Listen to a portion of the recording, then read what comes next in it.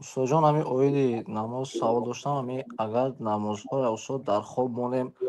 با مثال این نماز خفتن با بامداد هم در شهر روسیه در دولت روسیه قرار داریم استاد خفتن با بامداد بعض وقت تنگی میکند استاد یک کار مییم دیر میشد یکی میخیزیم استاد اگر 10-15 دقیقه مونده تا طهارت میکنیم با نماز آماده میشیم فرض شاوسپید میکنیم استاد جان بعض وقت سنت شد ویتر شاوسپید نمیکنیم باقی مونده نماز چی میشه استاد намози 4 ракат фарзи хуфтана мехонед ки аз они бомдод гуфта мешад ҳамин хел. بله بله аслан вақте ки пайғамбар саллаллоҳу алайҳи васалам аз амалҳо пурсида шуданд ки кадом амалҳо дар пешгоҳи аллоҳ таоло маҳбуб аст гуфтанд ки ассолату ала вақтиҳа намозро дар ибтидои вақташ хондан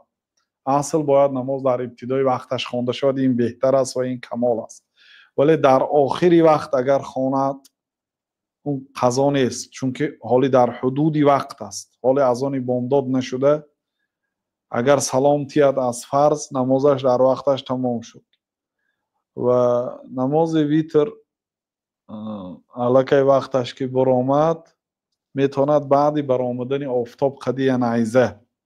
بعد ویتر را قضایی میخواند فقط به جای اینکه طاق خواند جفت میخواند مثلا 3 رکعت میخوانده باشید 4 رکعت میخوانید 11 رکعت میخوانده باشید 12 رکعت میخوانید پیامبر صلی الله علیه و سلم میگه کسی که از نماز ویتر خوابش برده ماند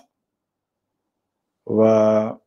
روزانه اگر آن را خوانده دهد ثواب شبانه را میگیرد یعنی حضور داشته باشد و نیت داشت حرکت کرد لیکن خواب او را غلبه کرد و نتوانست خسته نخواند روزانه جفت کرده خوانده میدهد بعد فرض ویتر میخونیم استاد جان یعنی سنت چه نمیخونیم خیلی سنت اگر فقط برای ویتر وقت باشد بله اول ویتر میخونید چون که ویتر از سنت دیده از سنت خفتن دیده تاکیدش بزرگتر است اون سنت میتونید بعد آفتاب برآمدن خوانده دهید و میتونید نخوانیدم ساقط هم میشه اما استاد جان بارک الله فیکم فیکم